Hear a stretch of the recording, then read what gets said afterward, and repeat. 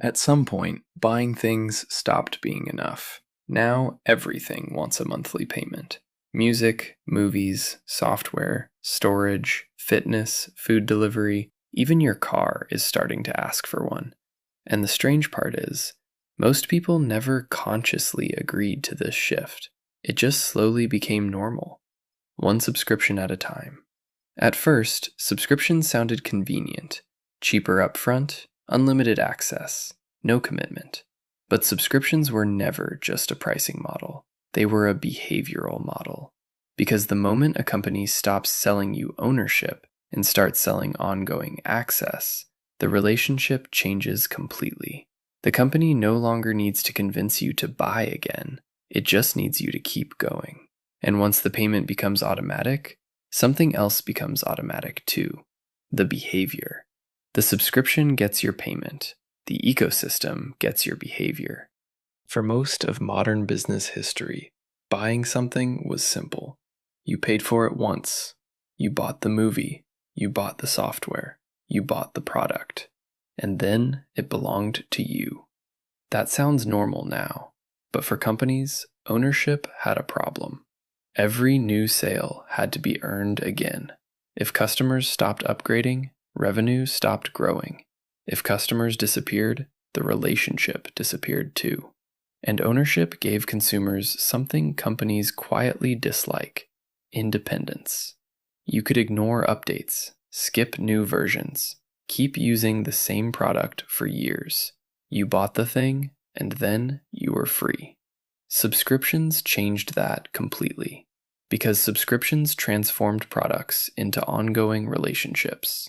But recurring revenue was only the surface layer. The real breakthrough was psychological. In the old model, every purchase required a decision. Do I still want this? That question matters more than it seems, because the moment customers reconsider, they compare, they hesitate, they delay, they switch. Subscriptions remove that moment. The payment happens automatically. The service continues automatically, and the customer only acts if they want to stop. That small change reshaped consumer behavior, because humans are incredibly likely to continue defaults, especially when stopping requires effort. And this is where subscriptions become powerful. The system no longer needs your active approval every month. It only needs your inaction. The most profitable decision is the one the customer stops making. And once businesses discovered that, subscriptions started spreading everywhere. Subscriptions were sold as convenience. No discs, no downloads, no ownership, just instant access. And honestly, that part worked. Streaming is easier. Cloud software is easier. Auto-syncing is easier. But convenience has a side effect. The easier something becomes, the less attention you give it, and attention is what keeps spending conscious. A one-time purchase feels visible. A subscription feels ambient. It sits quietly in the background of your life, month after month, small enough to ignore, automatic enough to forget. And that changes behavior more than people realize. Because people rarely cancel subscriptions the moment they stop enjoying them. They cancel when the payment becomes emotionally visible again. And subscription systems are designed to delay that moment. Maybe you'll use it next month.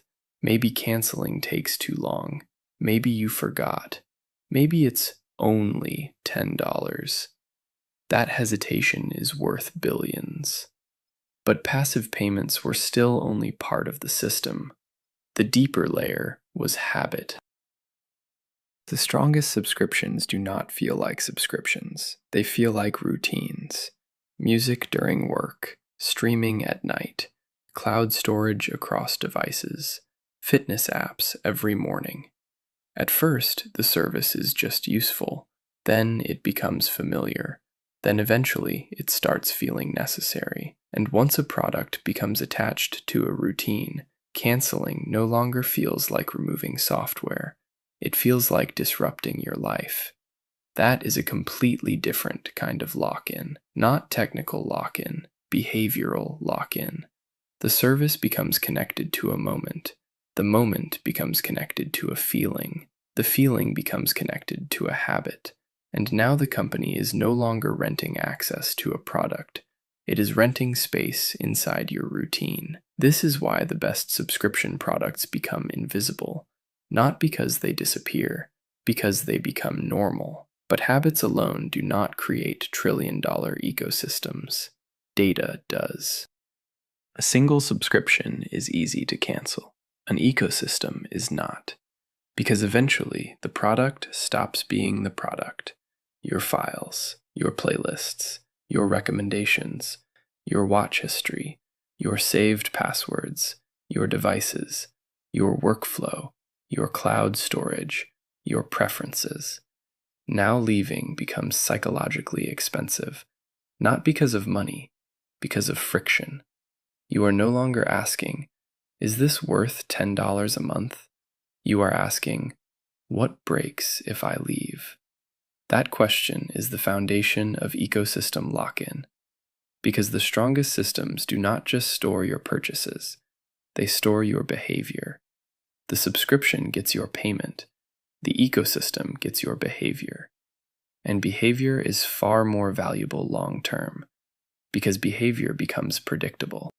Recurring revenue sounds financial, but the real power is behavioral predictability, because predictable users are easier to model, easier to monetize, easier to retain. A one-time customer creates a transaction. A subscription customer creates a system, and systems create leverage. This is why subscription logic started spreading into industries where it barely made sense. Cars, printers, fitness equipment, smart home devices, productivity tools, even physical products started behaving like software, because companies realized something important. Selling products creates temporary revenue. Selling access creates ongoing influence. And eventually, the goal stopped being ownership entirely. Ownership gives consumers control. Access keeps consumers connected to the system. That is the shift underneath all of this. The old economy was built around transactions. The new economy is built around continuity, not one-time purchases, ongoing relationships, not products, systems. And once companies realized continuous relationships were more valuable than isolated sales, everything started becoming a subscription. Because subscriptions do something incredibly powerful. They turn behavior into infrastructure. You stop actively choosing the service, and eventually the service starts shaping your default behavior. That is the real product, not the app, not the movie library, not the cloud storage. Predictable behavior. The subscription economy and the attention economy run on the same logic.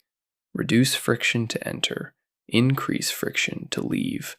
Collect behavioral data, personalize the experience, strengthen the habit. The longer you stay, the more the system learns what you watch, what you skip, what you save, when you leave, what keeps you engaged. That data improves personalization.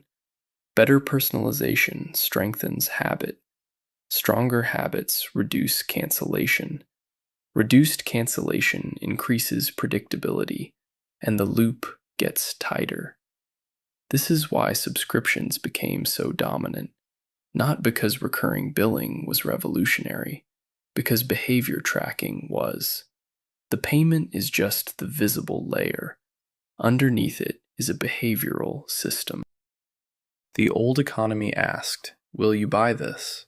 The new economy asks, "How long can we keep you?"